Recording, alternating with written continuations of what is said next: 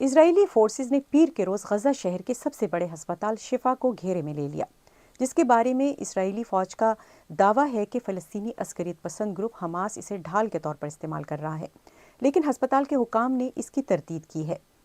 اسرائیلی فوج آگے کیا کرے گی؟ کیا جنگ بندی ممکن ہے؟ اس بارے میں مزید بات کرنے کے لیے اس وقت اسرائیل کے شہر تل ابیب سے ہمارے ساتھ اسرائیلی فوج کے ترجمان لیفٹیننٹ کرنل پیٹر لرنر موجود ہیں۔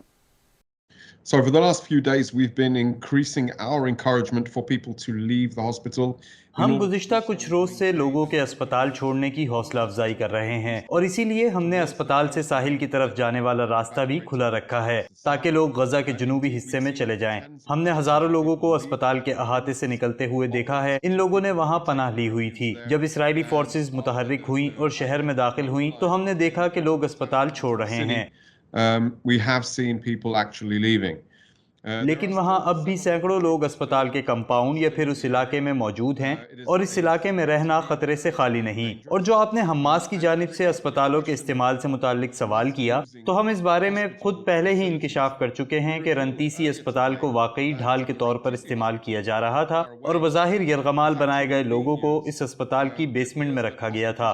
اس اسپتال کے تہہ خانے میں ایک سرنگ بھی ہے جو یا تو وہاں تک رسائی کے لیے استعمال کی جاتی ہے، یا اسپتال کے اس تہہ خانے میں اسکائپ کا استعمال کیا جاتا ہے۔ اس تہہ خانے کو اسپتال سے الگ رکھا گیا ہے، اور ہمیں وہاں سے AK-47 رائفلیں بھی ملی ہیں، دھماکہ خیز آلات ملے ہیں، خودکش بیلٹس ملی ہیں، اور جس جگہ غالباً یرغمالیوں کو باندھ کر رکھا گیا تھا ہمیں وہاں سے بچے کے ڈائپرز ملے ہیں، ایک بچے کی بوتل ملی ہے۔ اس سے ظاہر ہوتا ہے کہ ہم اتنے عرصے سے کیا کہہ رہے ہیں۔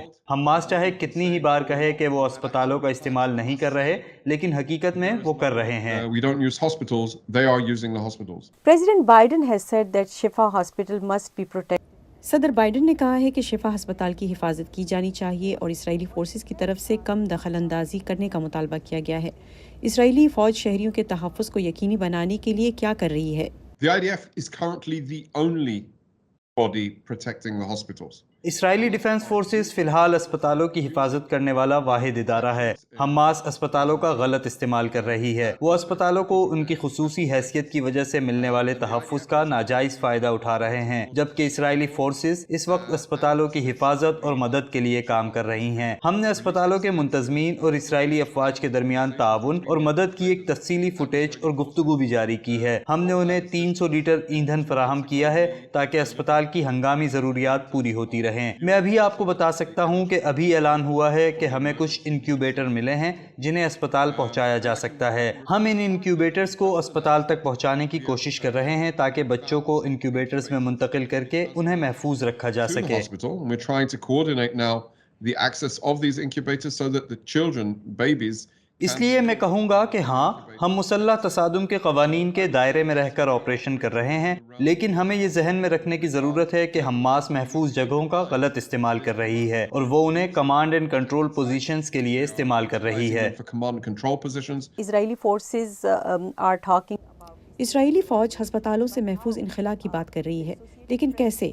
ایسوسیٹڈ پریس کی ایک رپورٹ کے مطابق ریڈ کراس پیر کے روز ایک دوسرے ہسپتال القدس سے تقریباً 6000 مریضوں، عملے اور بے گھر افراد کو نکالنے کی کوشش کر رہا تھا، لیکن گولہ باری اور لڑائی کے درمیان اس کے قافلے کو واپس جانا پڑا۔ To turn back amid shelling and fighting. I don't know, again. مجھے اس کا علم نہیں، لیکن حقیقت میں ہم نے انسانی بنیادوں پر انخلاء کے لیے راہداریاں کھلی رکھی ہیں جو محفوظ بھی ہیں۔ بدقسمتی سے ہم نے وقتاً فوقتاً حماس کو ان راہداریوں پر گولیاں چلاتے ہوئے دیکھا ہے، جس سے فورسز اور ان کے آس پاس کے لوگ خطرے سے دوچار ہوتے ہیں۔ میں اس واقعے کی تو تصدیق نہیں کر سکتا کیونکہ مجھے اس بارے میں علم نہیں، لیکن ہمیں یہ یقینی بنانے کی ضرورت ہے کہ شمال سے لوگوں کا انخلاء کرا کر انہیں جنوب کی طرف بھیجا جائے۔ یہ وہ چیز ہے جس کی ہم پچھلے مہینے سے حوصلہ افزائی کر رہے ہیں، لیکن حماس اس کے بالکل برعکس کر رہا ہے۔ وہ لوگوں کو نہ جانے کی ترغیب دیتے ہیں، اور جب لوگ ان کی بات نہیں سنتے تو وہ لوگوں کو ڈراتے دھمکاتے ہیں۔ جب دھمکیوں سے بھی فائدہ نہیں ہوا تو انہوں نے لوگوں کو روکنے کے لیے چوکیاں بنا دیں، لیکن اب اسرائیلی فورسز گراؤنڈ پر موجود ہیں اور ہم لوگوں کا انخلاء کرا رہے ہیں۔ ہم راستوں کو محفوظ بنا رہے ہیں، لیکن جب حماس انخلاء کے راستوں پر فائرنگ کر کے فائدہ اٹھانے کی کوشش کرتی ہے تو وہ وہاں سب کی زندگیاں خطرے میں ڈال دیتے ہیں۔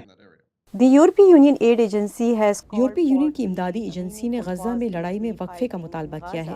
جس دوران ہسپتالوں کو جنریٹر چلانے اور مریضوں کے علاج کے لیے فوری طور پر ایندھن فراہم کیا جا سکتا ہے۔ We are concerned about ہم اس بارے میں فکر مند ہیں کہ حماس کس طرح فوجیوں، اسپتال اور اسپتال کے احاطے کا غلط استعمال کر رہی ہے۔ ہم جانتے ہیں کہ وہ احاطے کے ارد گرد اور احاطے کے نیچے کسی بھی جگہ سے کام کر رہے ہیں۔ ہم غزہ کے عوام کے خلاف نہیں لڑ رہے، ہمارا دشمن حماس ہے، لیکن حماس کو اسپتال سے آزادانہ کام کرنے کی اجازت نہیں دی جا سکتی۔ اور میں یہ کہوں گا کہ آپ ہم سے یہ توقع نہیں کر سکتے کہ ہم صرف اس لیے اپنا دفاع نہ کریں کیونکہ وہ خود کو شہریوں کے پیچھے چھپا رہے ہیں۔ not to defend ourselves because they are hiding behind themselves.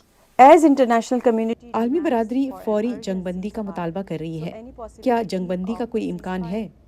So our Prime Minister Netanyahu has said ہمارے وزیر اعظم نیتن یاہو نے بہت واضح طور پر کہا ہے کہ یرغمالیوں کی رہائی کے بغیر جنگ بندی کے بارے میں کوئی بات نہیں ہو سکتی۔ 240 اسرائیلی اور غیر ملکی شہری ہیں جنہیں حماس نے ان کی مرضی کے خلاف قید کر رکھا ہے۔ سب سے کم عمر یرغمالی 10 ماہ کا بچہ ہے۔ ہمیں ایسے دشمن کا سامنا ہے، لہٰذا کوئی جنگ بندی نہیں ہوگی۔